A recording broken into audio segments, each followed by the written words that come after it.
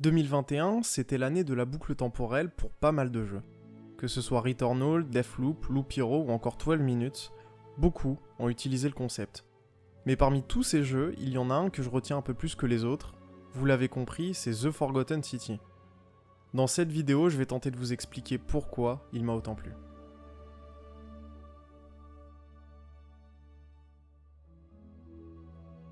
Pour poser les bases, il est important que je vous donne quelques éléments de contexte. Dans The Forgotten City, on incarne une personne catapultée plusieurs milliers d'années en arrière, en pleine Rome antique. Rapidement, on découvre l'existence d'une petite cité enclavée, et on y est accueilli par l'un des habitants qui ne comprend pas vraiment ce que l'on fait ici. Après quelques présentations, on apprend l'existence de la seule loi qui régit la cité, la règle d'or. Cette règle, elle tient en une maxime: la collectivité souffrira pour les péchés de l'individu. Autrement dit, il suffit que l'un des habitants commette un péché pour que toute la cité soit transformée en statue d'or. On est ensuite informé que l'un des habitants de la cité s'apprête à enfreindre cette règle, et c'est là que commence notre enquête visant à empêcher que cela se produise. Évidemment, comme on est dans une boucle temporelle, ça sera à nous d'agir en revenant dans le passé à chaque fois que la règle d'or sera enfreinte. On se retrouve donc dans un petit monde où s'entremêlent religion, politique, amour ou encore philosophie, mais c'est bien la moralité qui va y faire office de fil rouge. La question de savoir ce qui est moral ou immoral, c'est ce qui va nous accompagner durant toute l'aventure. Concernant le genre de jeu auquel il fait partie, The Forgotten City, c'est un jeu de rôle axé sur l'exploration et donc l'enquête, avec une forte consonance narrative où les dialogues et donc les choix sont omniprésents. C'est finalement le cœur du jeu, donc même si à la base ce jeu est un mode de Skyrim, on est finalement ici sur une expérience très différente où le combat est quasi inexistant.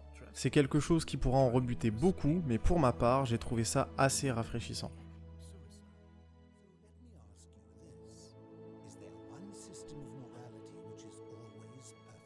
Après, évidemment, pour que ce parti pris soit une réussite, il faut que l'écriture suive. Et pour moi, c'est une grande réussite.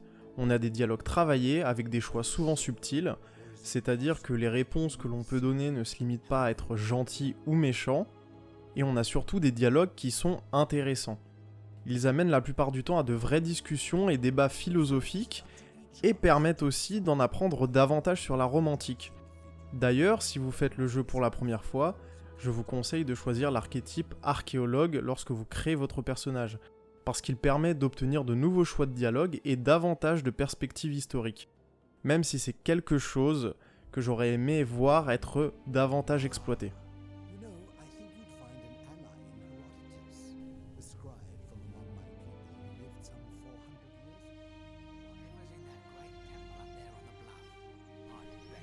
Surtout, les dialogues s'imbriquent de manière très intelligente au système de boucle temporelle mis en place.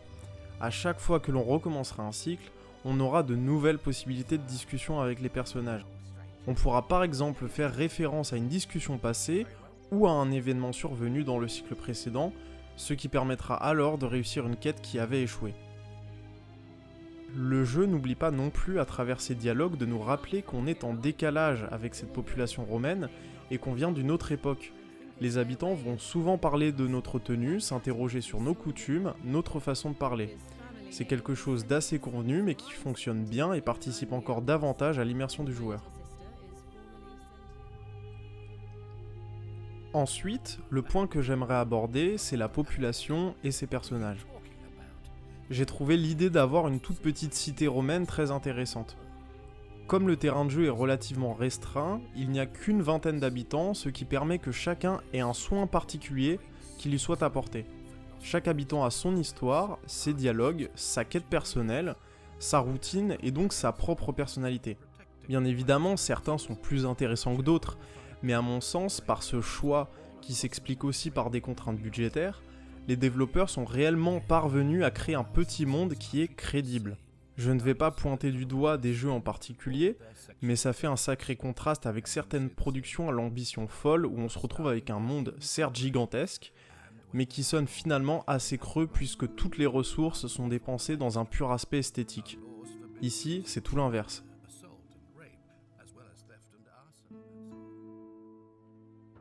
J'aimerais maintenant vous parler des libertés que le jeu nous offre. J'aurais pu rattacher cette partie à celle relative au dialogue et à l'écriture, mais au-delà des choix permis par les dialogues, les libertés relèvent aussi du gameplay en lui-même.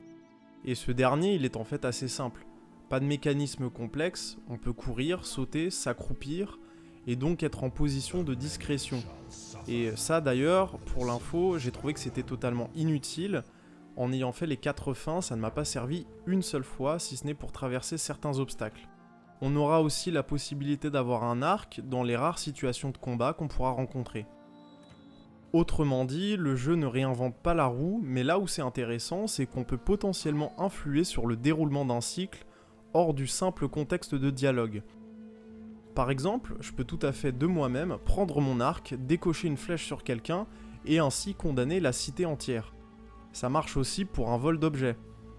D'ailleurs, l'une des 4 fins du jeu peut être atteinte en combinant justement choix de dialogue, mais aussi ses actions un peu plus libres. Après, cette liberté, c'est quand même quelque chose qui est à relativiser.